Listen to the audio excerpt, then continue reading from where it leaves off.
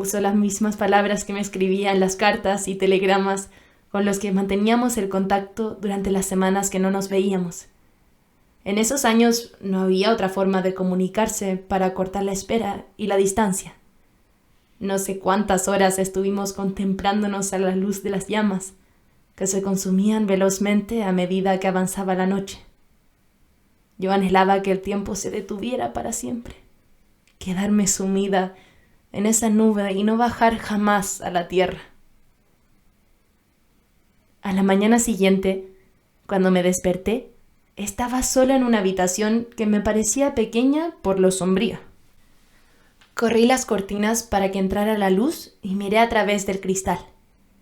El paisaje era exuberante, con extensos potreros pintados de diferentes tonos verdes que contrastaban con el azul del cielo.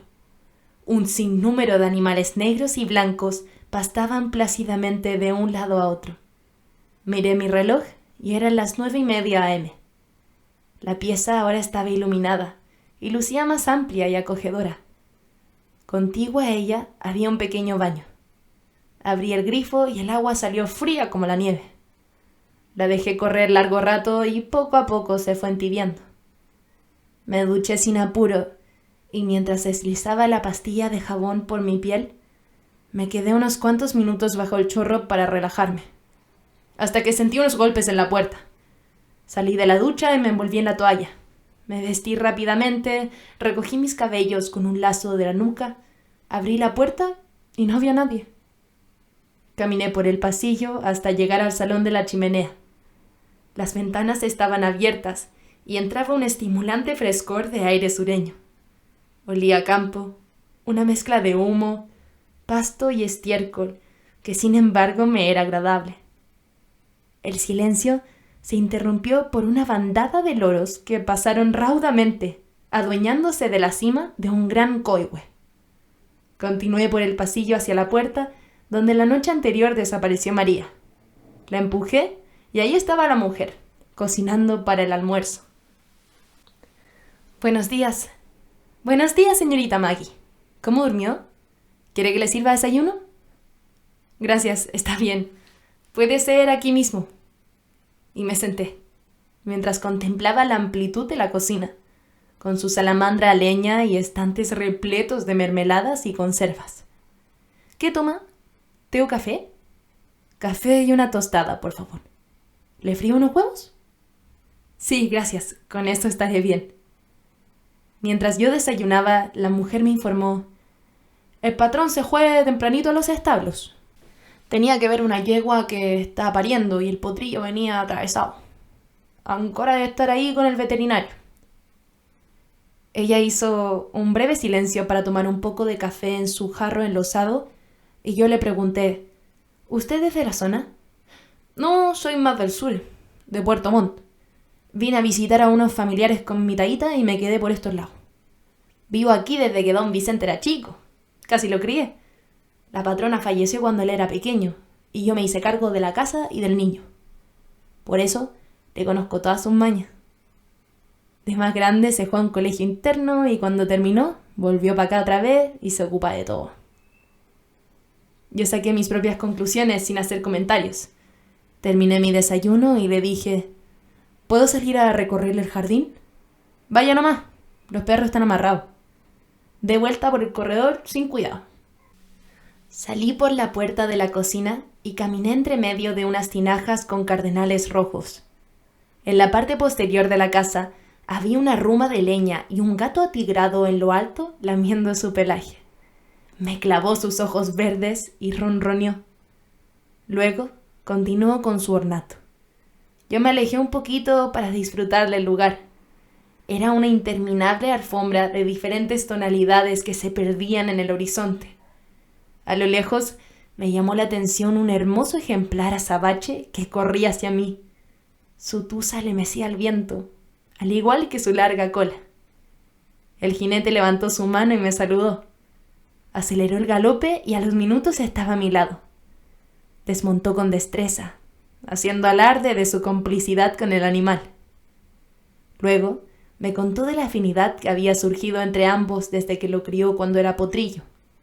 Me acerqué a Vicente y me abrazó rozando con su nariz helada mi cuello. Después de besarme, me susurró: «Qué exquisito el perfume de tu piel. Huele deliciosa. Me has quitado el hambre». Extendió una manta para cubrir el anca del caballo. Me tomó de la cintura y me levantó hasta dejarme sentada de lado sobre el animal.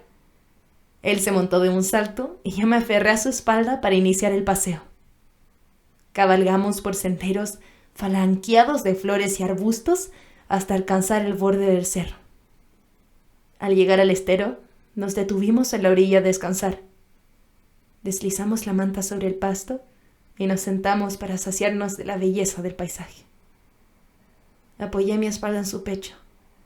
Él me rodeó con sus brazos y nos quedamos un rato en silencio contemplando la naturaleza, sus sonidos y colores.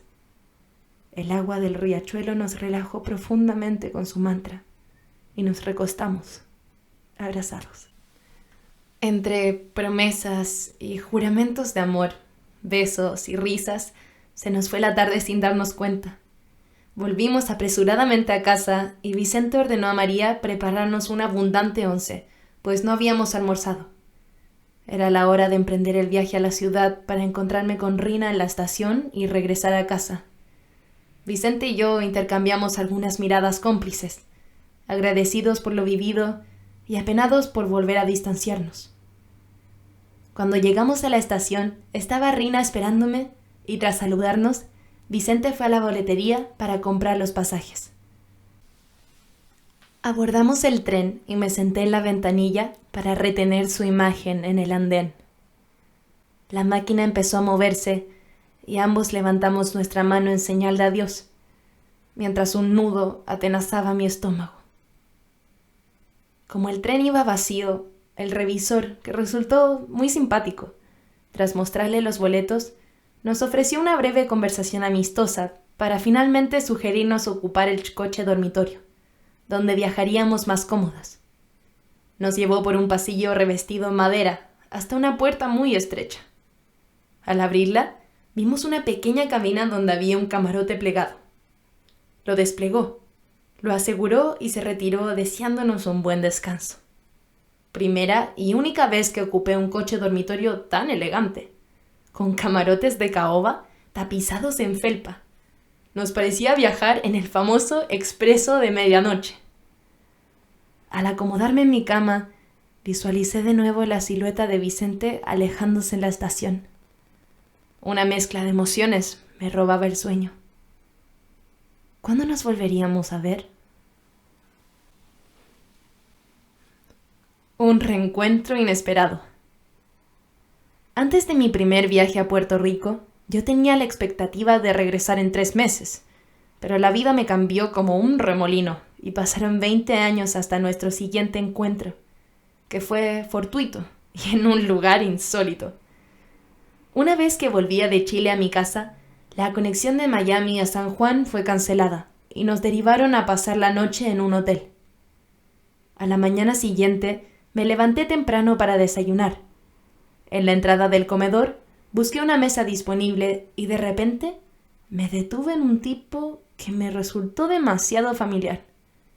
Estaba hojeando el periódico y yo lo observé incrédula, tratando de descartar la posibilidad que fuera él.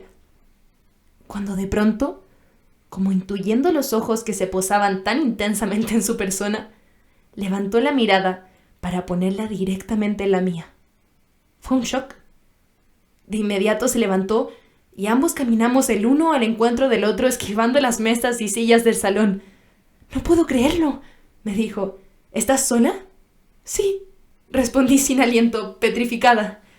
«Desayunemos juntos», me invitó. Me tomó del brazo y me acompañó al buffet. Llevamos café y tostadas y volvimos a su mesa. Entre sorbo y sorbo, tratamos de explicarnos cómo estábamos el uno frente al otro después de tantos años. Aunque se nos agolpaban las palabras, un silencio tenso envolvía nuestras miradas. «Qué bien te veo», me dijo, observándome detenidamente. «Han pasado 20 años», le recordé. «No se notan para ti». «Gracias. Tú también estás muy bien». Qué lindo el prendedor que llevas puesto, continuó nervioso, refiriéndose al brillante que pendía de mi collar. No es un prendedor, es un colgante, le corregí. Él sonrió y me tomó la mano.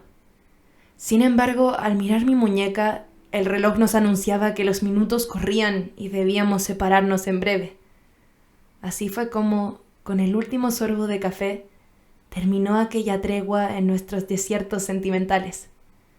Nos pusimos de pie y caminamos en silencio hacia la salida, con un revoltijo de emociones en el pecho.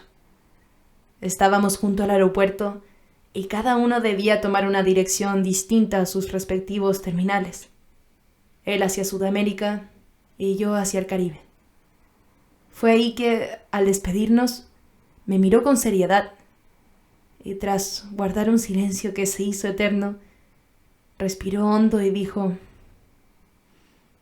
«Decide, ¿tomamos esos aviones?».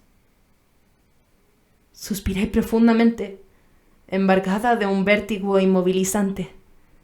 De pronto sentí palpitar en mis venas el espíritu aventurero de mi padre, arrastrándome al precipicio de la locura. Pero también sentí que la prudencia de mi madre me retenía con una fuerza y quizá con un temor que finalmente ganaron el pulso. Él lo leyó en mi rostro y en mis ojos empañados. Me acarició la mejilla, me besó y sin esperar una respuesta, partió. Lo vi desaparecer entre la muchedumbre de viajeros grises, mientras mi corazón, decepcionado, junto al ímpetu apasionado de Tom, reprochaba mi decisión, atravesándome el alma con 1000 agujas.